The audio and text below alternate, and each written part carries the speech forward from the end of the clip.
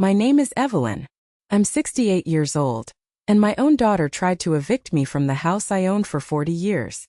Before I tell you how I ended up buying the house right next door and turning the tables on her, let me know where you're watching from in the comments.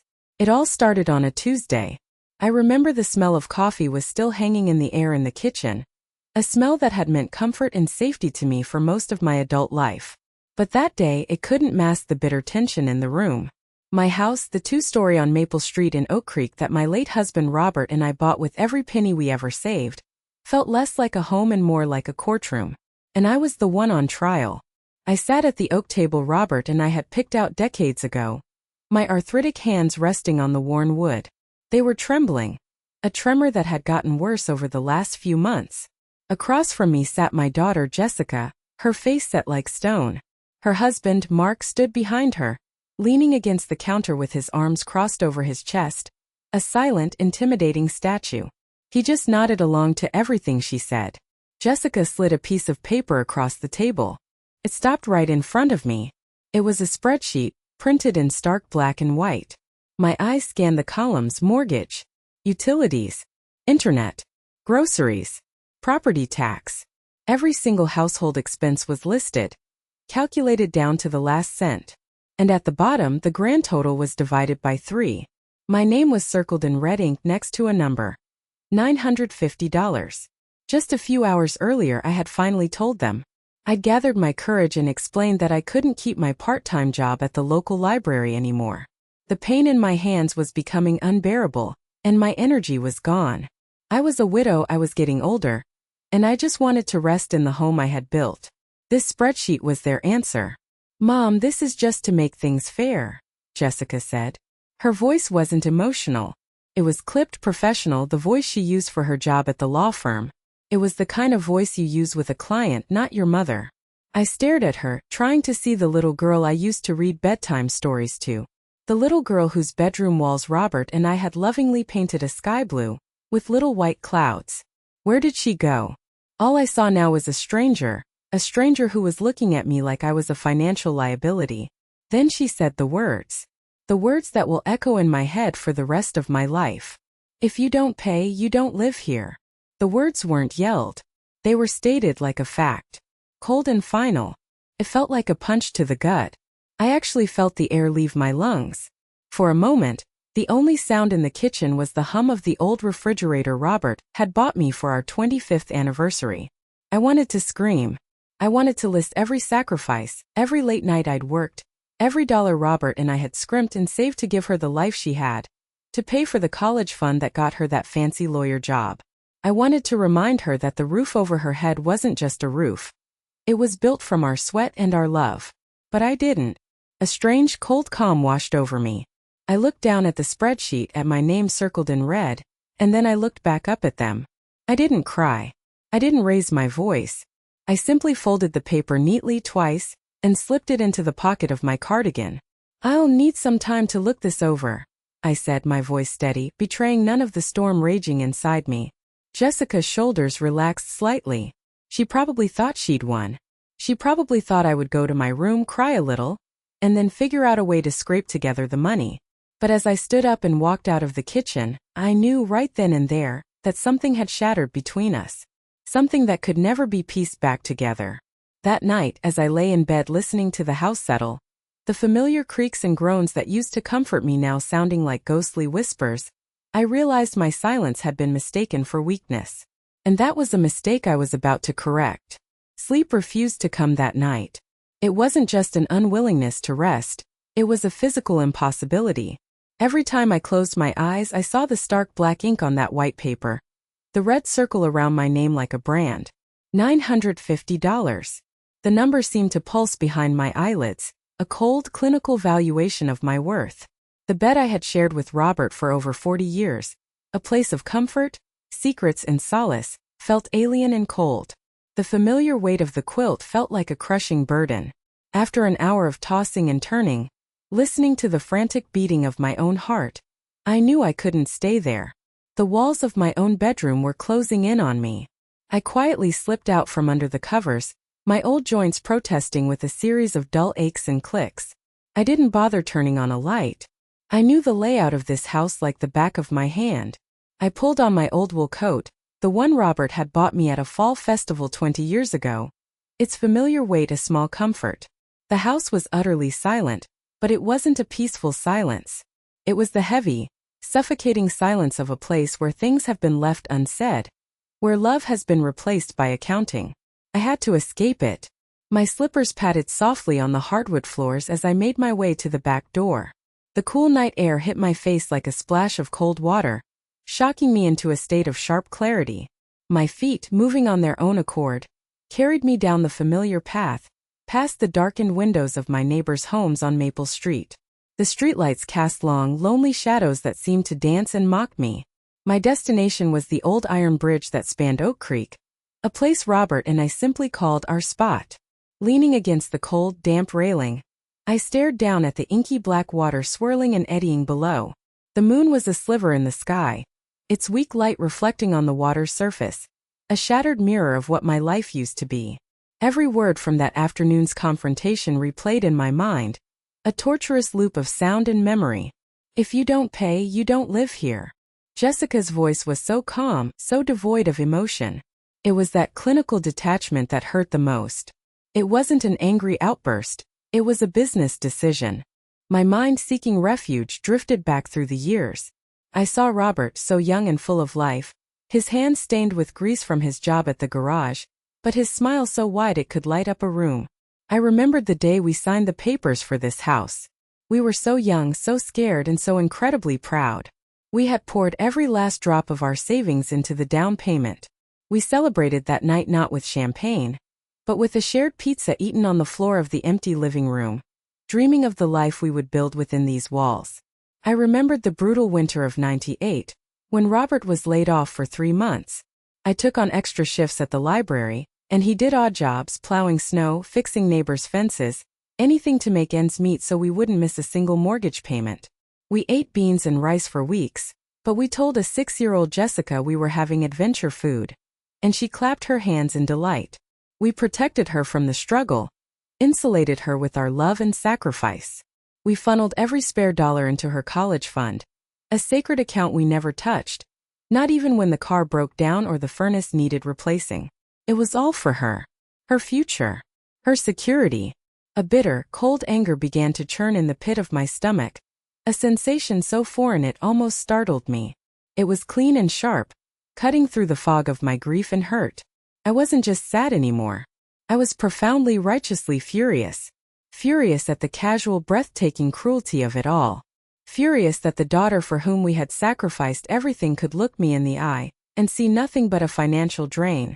They saw me as a tenant, a freeloader in the very life I had painstakingly built for them. Fine. A new thought, cold and hard as a diamond, began to form in my mind. As I stood on that bridge, shivering not from the cold but from the force of my own emotions, that thought solidified into a plan. A cold resolve settled in my heart, like ice forming on the creek below. They saw me as a tenant. So be it. It was time I started acting like the landlord. This house wasn't just a collection of wood and nails held together by a mortgage they mistakenly thought I was leeching off of. This house was my fortress, and they had made the fatal error of forgetting who held the keys to the kingdom. My grief was transforming, transmuting into fuel. The deep, aching hurt was sharpening itself into a weapon. I turned away from the water and started walking back home. The chilly night air no longer felt like a bite. It felt like a bracing slap, waking me up from a long, painful dream. My steps were firm, deliberate on the cracking pavement. The trembling that had plagued my hands for weeks had completely stopped. I knew with a certainty that resonated deep in my bones exactly what I had to do first thing in the morning. The morning sun cast long, accusatory shadows across the upstairs hallway as I stood before the attic door. It was a simple, square piece of plywood in the ceiling, with a string dangling down. I hadn't pulled that string in years, not since the painful days after Robert's funeral when I'd finally found the strength to pack away the last of his clothes and personal effects. My heart gave a familiar, painful lurch at the memory, but I forced it down. This was not a day for wallowing in sorrow. This was a day for excavating the truth, for arming myself for the battle to come. With a grunt of effort I pulled the string. The rickety folding ladder unfolded with a series of protesting creaks and groans, landing on the floor with a dusty thud. I took a deep breath, the air that wafted down thick with the scent of old cedar, aging paper and time itself. It was the smell of my own history. I climbed the ladder slowly, my knees and hips complaining with every step. The attic was just as I remembered it. A shadowy, cavernous space under the eaves, dominated by the single bare light bulb hanging from a central beam. I pulled its chain and the space was flooded with a weak yellow light. Dust motes, disturbed by my arrival, danced like tiny fairies in the single beam of light. All around me, boxes were stacked against the sloped walls, silent sentinels guarding the memories of a lifetime. Each one was labeled in Robert's neat, strong, all-caps handwriting, a script as familiar to me as my own face. Christmas ornaments, Jessica's school projects, photo albums. My eyes scanned the familiar labels, a lifetime of milestones packed away in cardboard. I felt a pang of nostalgia, a temptation to open the box of photos and lose myself in happier times. But I resisted. I was on a mission. My gaze finally landed on the object of my search, tucked away behind a stack of old magazines. A heavy, dark green footlocker, the kind soldiers use. On its side, Robert had stenciled in bold, white letters, "House and Finances." I dragged it into the center of the room, the metal feet scraping against the rough wooden floorboards. I knelt, my knees immediately protesting the hard surface, and fumbled with the two heavy latches. They were stiff with disuse, and for a frustrating moment I thought I wouldn't be able to open it. Finally, with a last, determined effort, they sprang open with a rusty, echoing groan. I lifted the heavy lid. Inside, meticulously organized in faded manila folders, was the entire financial history of our life together. It was Robert's way, orderly, thorough, prepared for anything. My hands, slow and careful now, began to sift through the papers. It was like an archaeological dig into my own past. I found the original loan documents from 1985, the paper thin and brittle with age. I saw stacks of canceled checks for the mortgage payments, each one a testament to a month of hard work and careful budgeting. I found a folder full of receipts for every major repair we'd ever made. The new roof in '02, the water heater in '09. Tucked in between the serious documents were little treasures. A crayon drawing from Jessica of our family, a lock of her baby hair tied with a faded blue ribbon, a program from her high school graduation. For a moment, the meticulous records blurred through the tears that pricked my eyes. I took a deep, shaky breath and forced myself to focus. And then in a thick leather-bound portfolio at the very bottom, I found it. The Holy Grail. The first document on top was the original deed to the house. I lifted it out, my fingers tracing the raised seal of the county clerk's office. And there, stamped diagonally across the front in bold, satisfying red letters, were the words, "Paid in full." The date stamped below it was October 17, 2005. We had done it. We had owned this house free and clear of any bank or lender, for nearly 2 decades. A wave of pure, unadulterated rage, followed by a surge of vindication, washed over me. They were demanding rent. For a house that was entirely, completely 100% mine. But that wasn't the real treasure. That wasn't the secret weapon. Beneath the deed was another document, a sheaf of papers bound in a blue legal cover. A living trust. Robert, my practical, forward-thinking, endlessly loving Robert, had insisted on setting it up with an estate lawyer years before he got sick. "Just in case, he'd said. To make sure you're always protected." In the fog of grief after he passed, the details had become hazy. But now, reading the clear, unambiguous legal language, it all came rushing back with the force of a tidal wave. The house. Our savings accounts. A modest portfolio of stocks and municipal bonds Robert had carefully managed. Every single asset we owned was in the trust. And the legal documents were crystal clear. I was the sole trustee. Not co-trustee with Jessica. Sole trustee. I had complete, absolute and unchallenged control over every single penny, every single asset. It was an ironclad legal fortress he had built around me. A final beautiful act of love and protection. I pressed the papers to my chest, the tears finally overflowing and tracing hot tracks down my dusty cheeks. They weren't tears of sadness this time. They were tears of overwhelming, profound gratitude. "Oh, Robert," I whispered into the silent, dusty air. You always took care of me. I dug deeper into the footlocker, my hands now moving with renewed purpose. I found the certificates of deposit that had matured years ago and been rolled over. I found the statements for the bonds. I pulled out a small notepad and a pen from my pocket and started doing some rough math. The numbers on the page began to swim. The total was substantial. Far more than I had realized.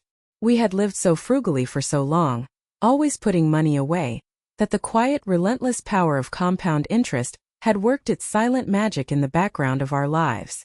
This wasn't just a small nest egg for my old age. This was an arsenal. Jessica and Mark were downstairs, sipping their expensive almond milk, trying to figure out how to squeeze another $1,000 a month out of their tenant, completely and blissfully unaware that I was sitting on a fortress upstairs. A fortress built by their own father to protect me from this very moment, this very betrayal. They had made a critical, life-altering miscalculation. They had assumed I was weak, dependent, and poor. They were wrong on all 3 counts. It was time to draw up my own battle plan. The following morning, I orchestrated my movements with the precision of a general. I deliberately bypassed the kitchen, avoiding the inevitable cloud of tension and passive aggression that now hung in that room like a permanent fog. Instead, I used the small electric kettle I kept in my sewing room and made myself a simple cup of tea. I sat in the armchair by my bedroom window, watching the sun climb over the rooftops of Maple Street, sipping my tea and going over the plan in my head. I refused to let them see me as a victim. From this moment on, every action I took would be from a position of strength. At exactly 9 a.m., my teacup empty, my resolve hardened, I picked up my phone. My hands were perfectly steady. I scrolled through my contacts and dialed a number I had saved from a flyer that had come in the mail a few weeks ago. An ad I had kept for reasons I didn't even understand at the time. A bright, professional voice answered on the second ring. Miller Realty, this is Susan speaking. How can I help you? I took a quiet, centering breath. Good morning, Susan. My name is Evelyn Hayes, I said, my own voice calm and even, betraying none of the emotion swirling inside me. I'm calling because I'm interested in a property in Oak Creek. Wonderful, Evelyn. We have some beautiful listings right now. Are you looking to sell your current home? She asked, her tone upbeat and encouraging. This was the moment. The first step off the cliff. No, Susan, I said, a faint smile touching my lips.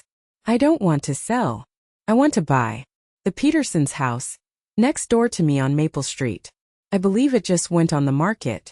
And I will be a cash buyer. There was a beat of stunned silence on the other end of the line. It was just long enough for me to picture her in her sleek office, probably pausing with a pen halfway to her notepad, her brow furrowed in confusion. The Peterson house was a lovely little Cape Cod, well kept but smaller and less grand than mine. A move like that was a downgrade financially speaking. It didn't make logical sense unless you knew the real story. A cash buyer? She finally repeated, her professional voice now sharp with focused interest. The scent of a quick, clean commission had her full attention. Okay, Evelyn. That's fantastic. The market is very competitive right now. Being a cash buyer gives you a huge advantage. Can you come by my office this morning? Say 10:30? We can discuss strategy. I'll be there, I said and hung up the phone. I chose my outfit as carefully as if I were preparing for a funeral or a wedding. I selected a simple but elegant navy blue dress, a string of my mother's pearls and my good wool coat. I placed the thick leather-bound portfolio from the attic into my large, structured handbag. I was dressing for battle. As I walked down the stairs and out the front door, I passed Mark in the hallway. He was on his phone pacing. He gave me a curt, dismissive nod, his eyes flicking down to my purse with a hint of suspicion, as if he was wondering if I was heading to the bank to drain my meager savings to pay their extortion fee. Let him wonder, I thought. He has no idea. Susan Miller's office was just as I'd pictured it from her flyer. Modern, bright, with large plate glass windows overlooking the picturesque town square. She greeted me with a warm, professional smile and a firm handshake. She was a woman about Jessica's age, smartly dressed, with sharp, intelligent eyes that sized me up in an instant. She probably saw a quiet, elderly widow. She was about to learn differently. She led me to her office and offered me a coffee, which I politely declined. I wasn't there for pleasantries. So, she said, getting right down to business as she pulled up the listing on her large computer monitor. The Peterson place. It's a great property, solid bones. They're asking $350,000, but given the market, I expect it to go for asking price, maybe a little more. I didn't say a word. I simply reached into my handbag, retrieved the leather portfolio, and laid it with a soft but definitive thud on her polished glass desk. I opened it to the summary page of the trust's investment account statement, the one from the end of the last quarter. I turned it around so she could see it. The final number at the bottom of the page, the total value of the assets, was clear as day. Susan's eyes widened almost comically. She leaned forward, her professional smile vanishing, replaced by a look of genuine, unadulterated shock. Her gaze darted from the staggering number on the page, up to my face and back down to the paper, as if she couldn't reconcile the two. "I see," she said slowly, her voice an octave lower than before. She was looking at me with a whole new level of respect. "Okay, Evelyn. This changes things considerably. I want to make an offer," I stated, my voice perfectly firm. $360,000. That's $10,000 over asking. All cash. We waive the appraisal contingency. I want a 5-day inspection period just to be safe, and I want to close in 2 weeks. No later. Can you make that happen?" Her fingers were already flying across her keyboard, a slow, impressed grin spreading across her face. She was a shark and she had just smelled blood in the water. A massive, easy commission. "Evelyn," she said, not taking her eyes off the screen, "with an offer like that, they would be certifiably insane not to accept. Cash over asking, a quick close. That's the holy grail in this market. I will draft this up right now and send it over to their agent. I would be shocked if we don't have an answer by tonight." As Susan drafted the formal offer, a small tremor of fear ran through me. It was the natural fear that comes with any huge, life-altering decision. Was I being rash? Was this too extreme? But the fear was quickly extinguished by a powerful surge of adrenaline, of pure, exhilarating empowerment. This wasn't about revenge, I told myself. It was about survival. It was about reclaiming my life, my home, my dignity. It was about showing my daughter and her husband, and more importantly myself, that I was not a frail, dependent old woman to be managed and billed. I was the matriarch of this family, the one holding the purse strings, and it was high time I started acting like it. I left Susan's office feeling lighter than I had in years. The crushing weight of their ultimatum had been lifted, replaced by the thrilling momentum of action. I was no longer a helpless victim in their sordid little drama. I was the author of my own story, and I was just getting to the good part. That evening, as I sat in my room pretending to read a book, my phone buzzed with a text message. It was from Susan. My heart leaped into my throat. They accepted. Unconditionally. They were thrilled. "Congratulations, Evelyn. The inspection is scheduled for Tuesday. You're about to be a new homeowner." I read the message 3 times, letting the words sink in. A slow, quiet, triumphant smile spread across my face. The first chess piece had been moved. The game was afoot, and I was finally holding all the winning pieces.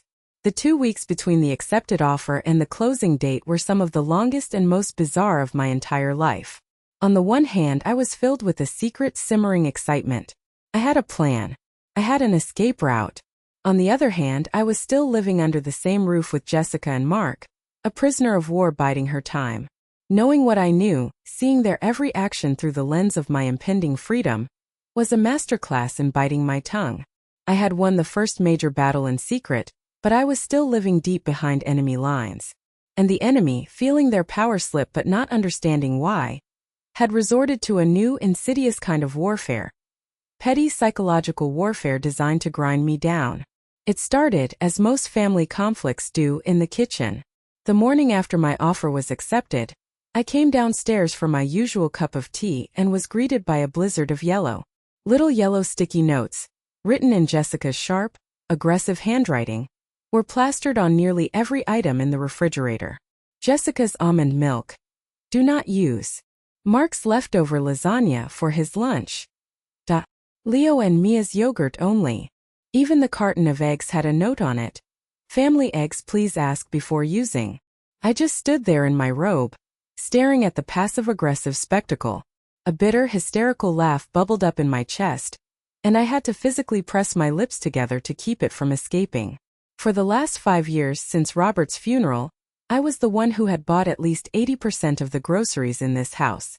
I had stocked this very refrigerator with food for them and their children out of love, never once thinking to label a carton of milk. And now I was being rationed like a college roommate. I said nothing.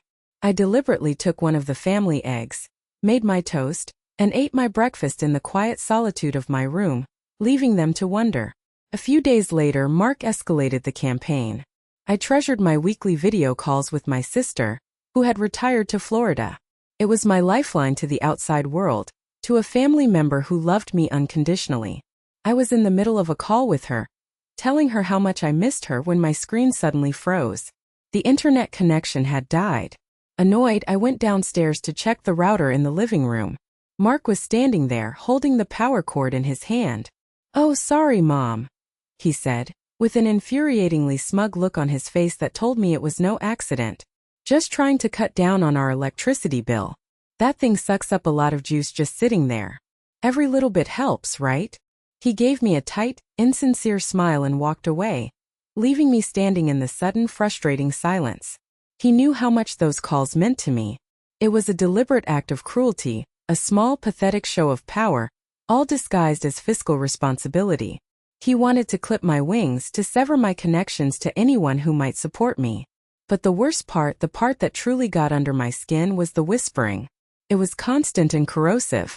They would be in the middle of a conversation in the kitchen, and the moment I walked in, it would cease.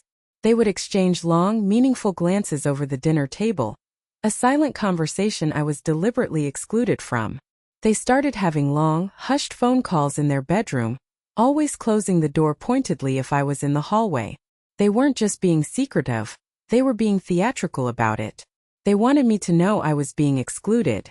They wanted me to feel like a paranoid old woman, imagining conspiracies, eavesdropping on them. They wanted to isolate me, to create an atmosphere of such profound discomfort that I would come crawling back, waving a white flag, ready to sign their little rental agreement just to make the psychological torture stop.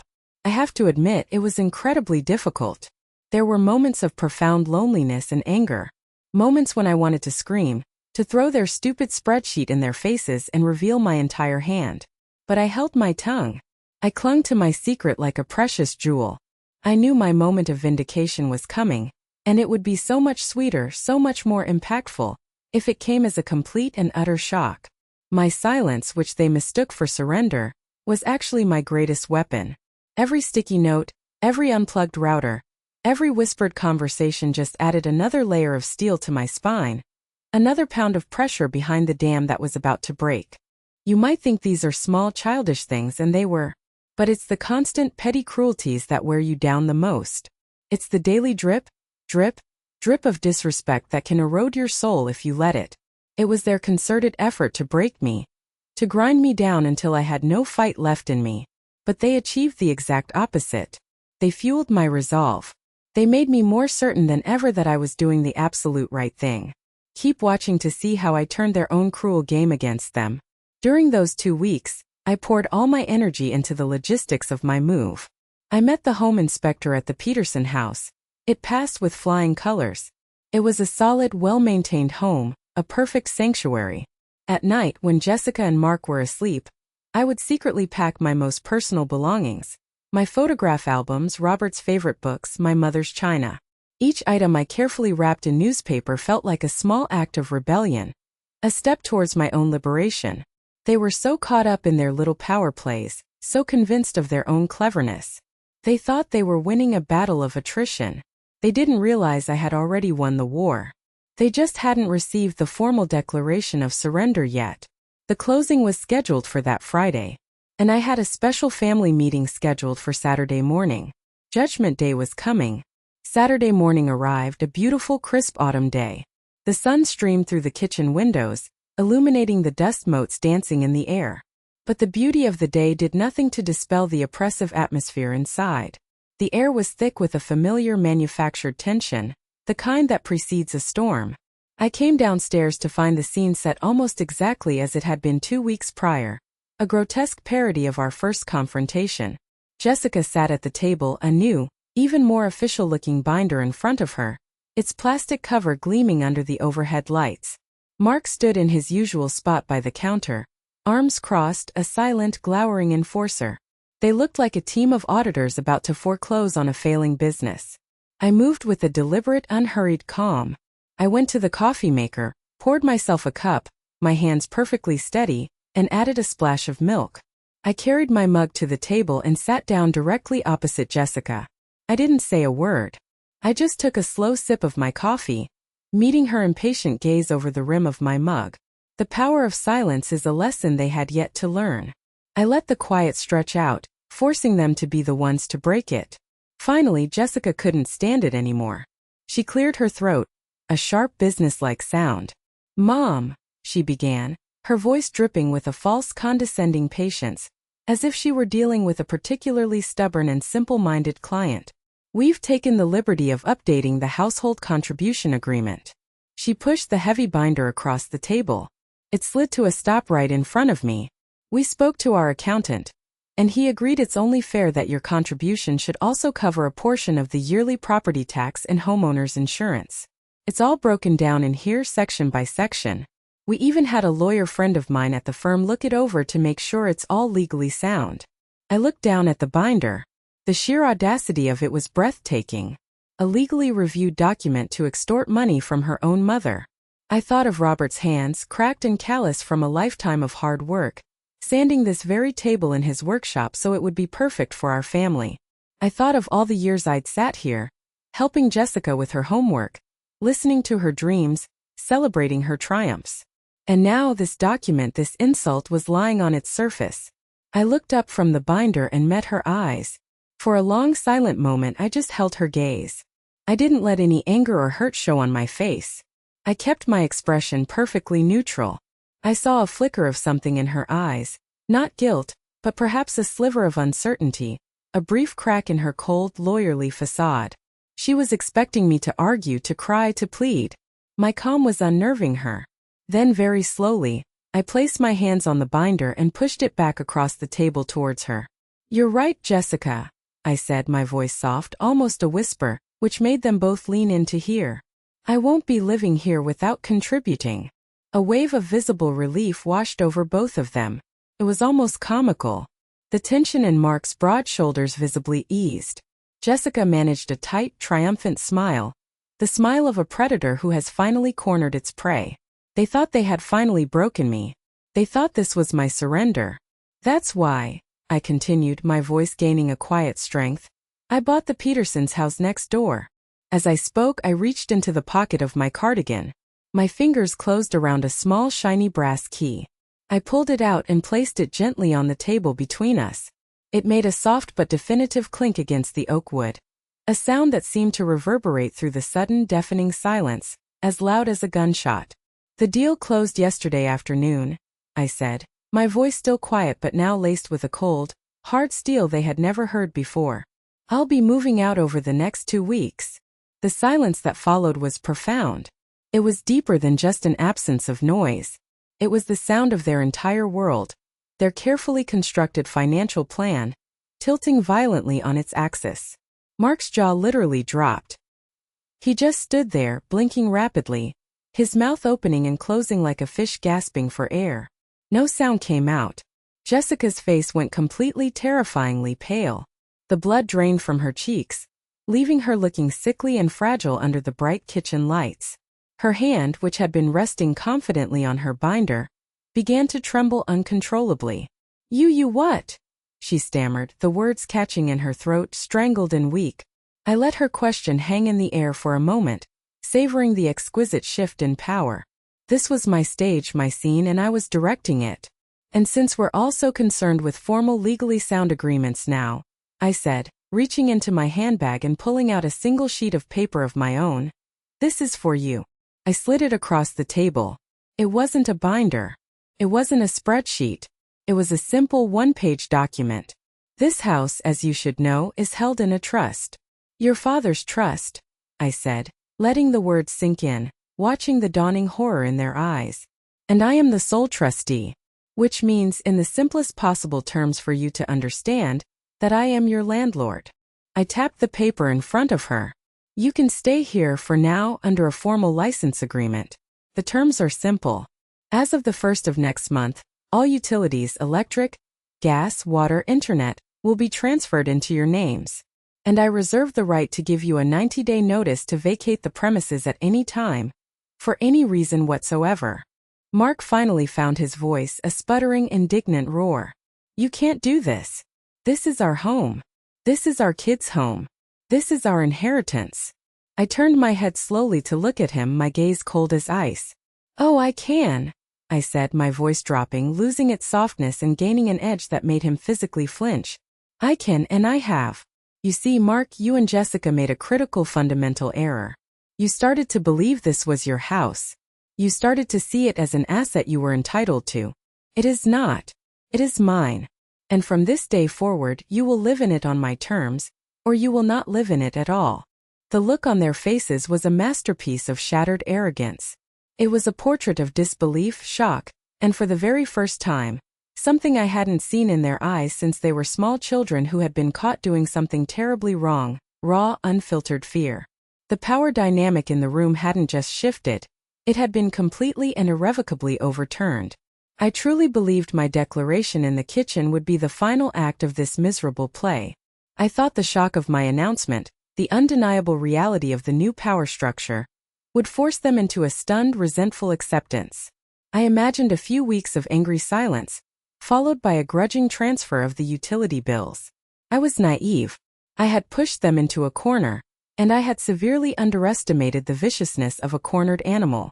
Their desperation, it turned out, had depths I couldn't have possibly imagined. 3 days later, the next salvo in their war arrived. It came via certified mail, a thick, intimidating envelope that felt heavy with malice in my hands. The return address was a law firm downtown I didn't recognize. A knot of dread tightened in my stomach. This wasn't a bill. This looked official. My hands trembled slightly for the first time in weeks as I tore it open. Inside was a stack of dense, legal documents, a forest of incomprehensible jargon. But I didn't need to understand every word. The heading on the very first page, in bold, terrifying letters, was all I needed to see: Petition for Emergency Temporary Guardianship and Competency Hearing. My blood ran cold. The papers slipped from my numb fingers and scattered across the hallway floor. I had to brace myself against the wall to keep from falling. I sank down onto the small hallway bench, my breath coming in ragged, shallow gasps. They were trying to have me declared mentally incompetent. I scrambled to pick up the pages, my eyes scanning the cruel, calculated words. Mark, using a connection through Jessica's prestigious law firm, had filed a petition with the county court. They were making a legal case that I was no longer of sound mind. Their evidence was a twisted, malicious narrative of the past few weeks. They alleged that my recent erratic behavior, namely, abruptly quitting my lifelong job and then liquidating a suspiciously large portion of my assets to impulsively and irrationally purchase a property I didn't need, was clear and demonstrable proof that I was suffering from age-related cognitive decline and was no longer capable of managing my own affairs. The petition formally requested the court to appoint Jessica as my legal guardian. Not just for my finances, for my person. They wanted the legal authority to make my medical decisions, to decide where I lived, to take control of my property, my money, my entire life. It was a betrayal so profound, so monstrous, it almost took my breath away. This had escalated far beyond a dispute over rent money or the house. This was a hostile takeover of my very existence. They were attempting to strip me of my autonomy, to have me legally declared a non-person, a ward of the state with my own daughter as my keeper, all so they could get their hands on Robert's trust. The word lawyer on the document, the title Jessica held with such pride, seemed to mock me from the page. They were using the very profession I had sacrificed to help her achieve to try and utterly destroy me. It was a level of treachery that felt almost biblical in its scope. A cold, paralyzing dread crept up my spine. For a terrifying moment I was swamped by fear. The legal system is a confusing, intimidating beast, designed to overwhelm ordinary people. What if the judge, seeing only my age on the paperwork, believed their lies? What if they could actually do this? The thought of Jessica, my own daughter, having legal control over me, doling out my own money to me like a weekly allowance, telling me what I could and couldn't do. It was a nightmare too horrible to contemplate. It was a living divorce from my own life. But then as I sat there shaking in my own hallway, something shifted. The image of Robert's face, strong and kind, flashed in my mind. The memory of his foresight, of the trust he had so carefully constructed to protect me, ignited a spark. And that spark caught fire. The fear was burned away by a wave of pure white-hot rage. How dare they? How dare they take my grief over losing my husband, my age, and my physical ailments and twist them into weapons to use against me? How dare they reframe an act of self-preservation and strength as an act of insanity? They had crossed a line from which there was no forgiveness, no retreat, and no return. I had underestimated their desperation. Now they would underestimate my fury. I stood up from the bench, my body no longer trembling with fear but vibrating with a grim, focused energy. I picked up my phone, my fingers jabbing the numbers with furious, precise energy. "Susan, it's Evelyn," I said the moment she answered, my voice low and dangerous. "I need a lawyer. Not a real estate lawyer. A shark. I need the best, most ruthless trust and estate litigation attorney in this state. And I need him now." Susan, to her eternal credit, didn't even sound surprised. There was a pause and then she said, "I know just the man. His name is Arthur Davies. He eats petitions like this for breakfast. I'll have his office call you within the hour." As I hung up the phone, I gathered the scattered legal papers from the floor. I smoothed them out on the table, my fear completely gone, replaced by a cold, hard determination. They wanted to put me on trial? They wanted to question my sanity in a court of law? Fine. So be it. I would meet them in court. I would not just defend myself, I would dismantle them. I would bring receipts, both financial and emotional. They had just made the biggest and last mistake of their lives. My new lawyer, Arthur Davies, was everything Susan had promised and more. He was a tall, imposing man in his late 60s, with a shock of white hair and eyes that seemed to see right through you. He didn't waste time with pleasantries. I met him at his imposing, wood-paneled office the next day and laid out the entire sordid story, starting with Jessica's spreadsheet and ending with the guardianship petition. I placed the heavy leather portfolio containing Robert's trust documents on his large mahogany desk with a satisfying thud. He read through their petition, his expression grim, a muscle tightening in his jaw. "This is a nasty, despicable piece of work, Mrs. Hayes," he said, his voice a low rumble. He looked up at me over the top of his half-moon glasses. "It's a classic, desperate, and frankly amateurish move. They are banking on the assumption that you are too old, too tired, or too intimidated by the legal process to fight back. They are in for a rude awakening." Mr. Davies did not believe in a passive defense. He believed in overwhelming force. The following day, he filed a response with the court that he later described to me, with a grim smile, as a legal cruise missile. It was a masterpiece of controlled fury. It didn't just refute every single one of their baseless claims. It systematically dismantled their entire narrative, painting them as greedy, deceitful, and financially desperate. He also included a motion to have their petition dismissed with prejudice, a legal maneuver that would prevent them from ever filing such a claim again. And to this motion he attached exhibits. Exhibit A was the trust document itself, professionally drafted and notarized 15 years prior, demonstrating Robert's clear, long-standing intent to leave me in sole control of our assets. Exhibit B was a detailed financial statement prepared by an independent accountant Mr. Davies had hired. It showed that my purchase of the new house used less than 40% of my available liquid assets, proving it was a sound and prudent financial decision, not an impulsive one. It also documented my consistent history of paying all the household bills for years, a fact Jessica and Mark had conveniently omitted from their petition. But Exhibit C was the legal and emotional masterstroke.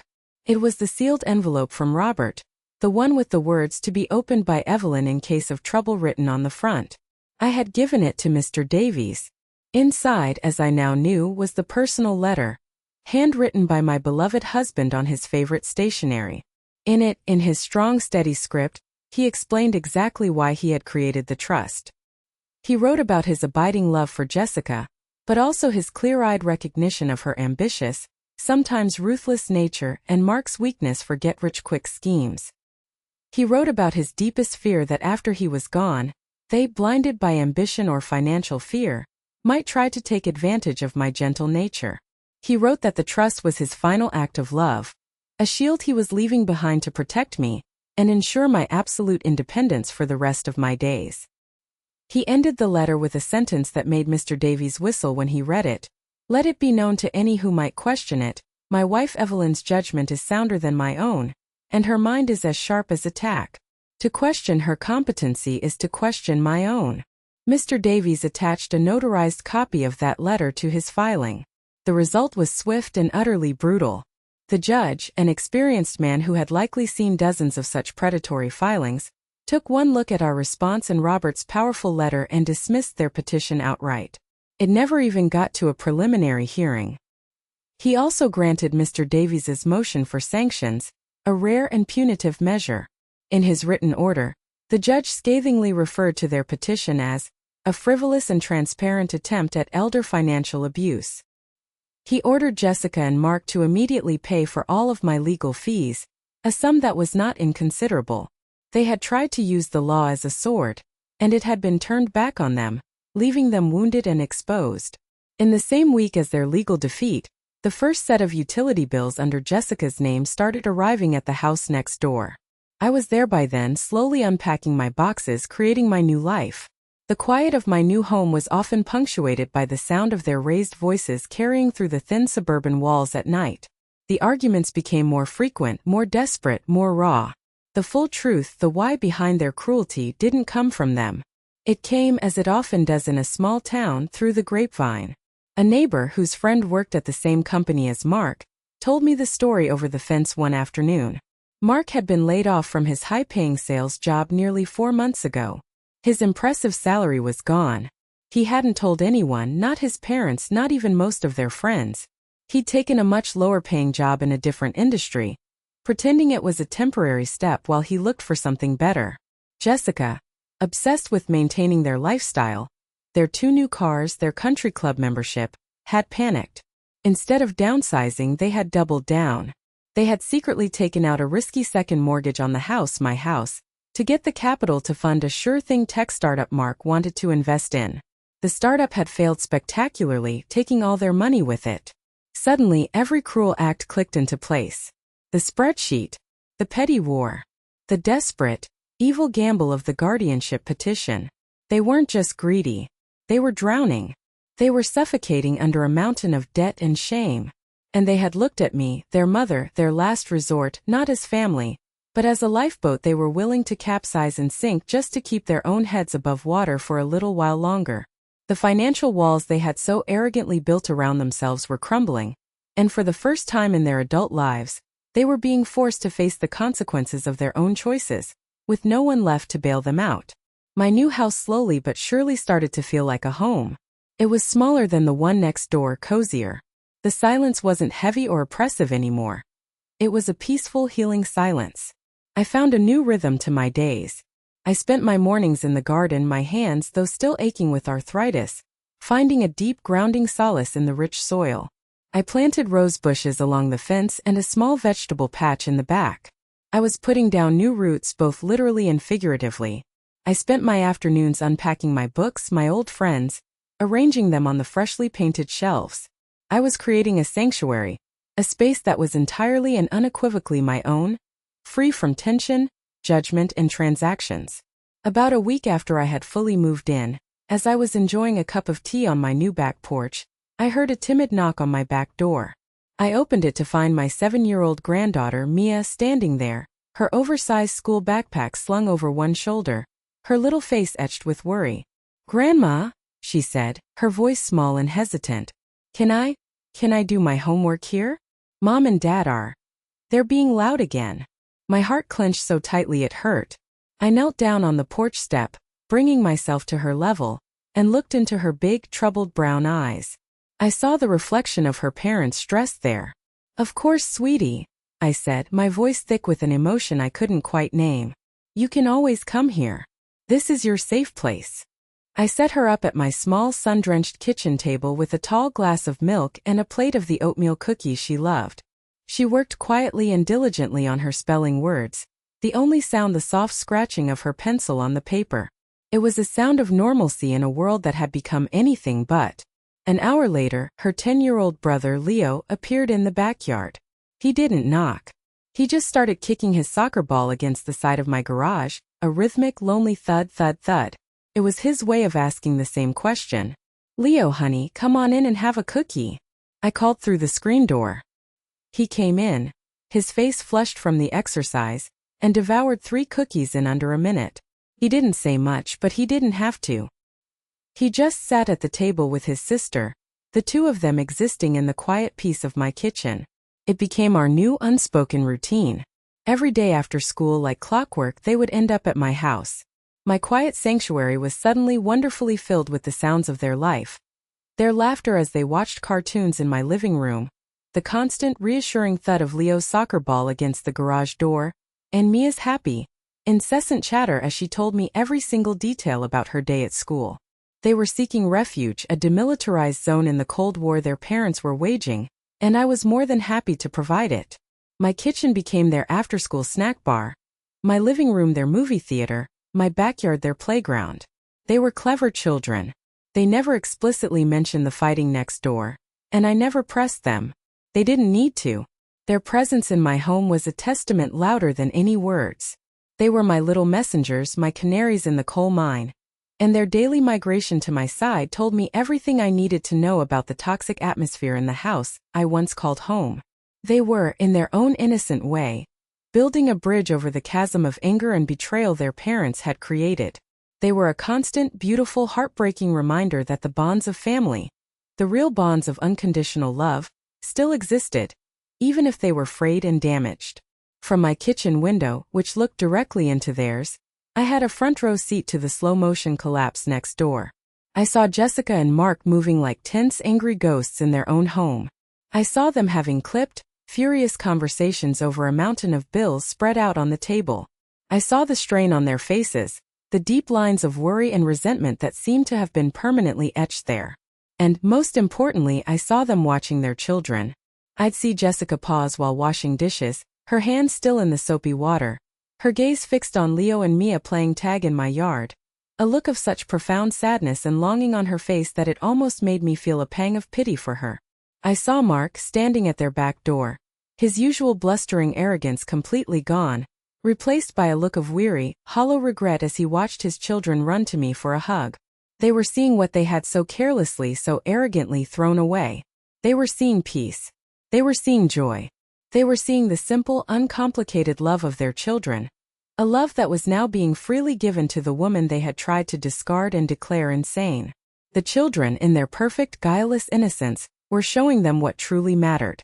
They were the ones keeping the last fragile thread of our broken family from snapping completely. The question that hung in the air between our two houses was whether Jessica would ever find the courage, or the humility, to walk across the bridge her own children were building. The knock on my back door came one evening just as dusk was settling over the neighborhood, painting the sky in soft, bruised shades of orange and purple. The day was ending and I had a feeling something else was too. I knew who it was before I even turned the handle. The children had gone home an hour ago. There was only one person who would come to my door now. Jessica stood on my porch, a solitary forlorn figure silhouetted against the fading light. She looked smaller than I had ever seen her, stripped of the sharp, professional armor she usually wore. This wasn't the confident, cutting lawyer who had handed me a spreadsheet. This was just a woman who looked utterly and completely lost. Her shoulders were slumped in defeat, her eyes were red and swollen from crying, and she was twisting the hem of her simple gray sweater in her hands, a nervous, childlike gesture that I hadn't seen her make in 30 years. "Mom," she said, her voice was so quiet, so fragile, it was almost carried away by the evening breeze. Can I please come in?" I didn't hesitate. I stepped aside and held the door open for her. She walked into my small, cozy living room and just stood in the center of the rug, looking around as if she were a tourist in a foreign land. Her eyes took in the stacks of books, the photos of her and Leo and Mia on the mantelpiece, the comfortable, lived-in peace of the room. "It's nice in here," she said quietly, her voice thick.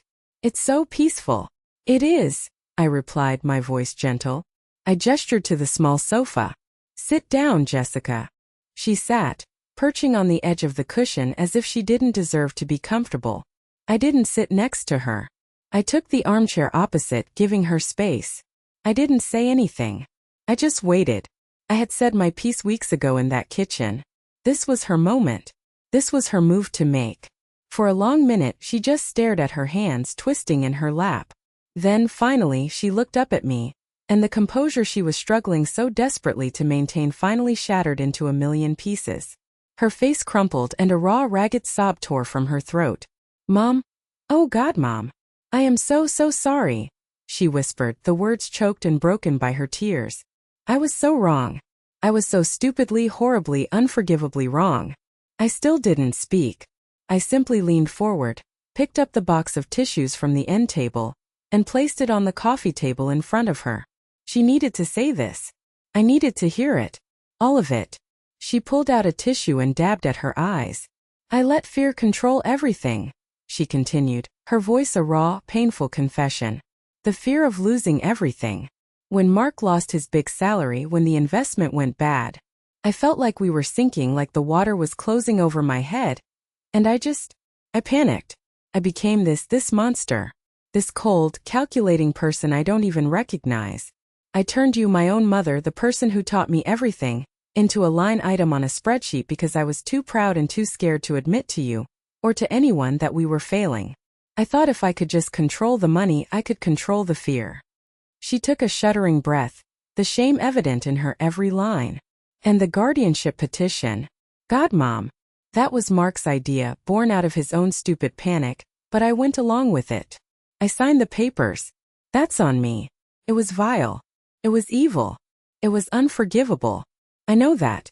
I was so terrified of losing my house, of losing the life I thought I was supposed to have, that I almost lost you. The only thing that ever really mattered." She looked at me then, her eyes swimming with tears, pleading for something. Forgiveness, understanding, absolution. And for the first time in years I saw her. Not the lawyer, not the wife, not the stressed-out homeowner. I saw my daughter, the vulnerable, scared little girl I thought was gone forever. I finally spoke, my voice gentle but firm. "Fear makes us do terrible things, Jessica," I said. "It can make us selfish and cruel and unrecognizable to ourselves. But the real test of our character isn't what we do when we're scared. It's what we do after the fear is gone. It's about how we clean up the mess we made." This was the moment of truth, the crossroads for our family. Forgiveness is a powerful thing, a gift you give yourself as much as the other person. But trust is something else entirely. Trust is earned, not given. It's rebuilt brick by painful brick. I had to decide what kind of future our family would have, what kind of relationship I wanted with my only daughter. The easy thing would be to shut her out forever, to hold on to my righteous anger. But looking at her broken, sobbing form, I knew that wasn't the answer. The choice I made might surprise you. In that moment it surprised me a little too. I stood up and went to the small writing desk in the corner of the room. I picked up a single sheet of paper I had placed there days ago, hoping this moment would come. I walked back to her and pushed the single piece of paper across the coffee table towards her. It wasn't a contract. It wasn't an agreement. It was a beginning. Jessica looked down at the single sheet of paper with red-rimmed, questioning eyes. It was a simple, one-year lease agreement for the house next door.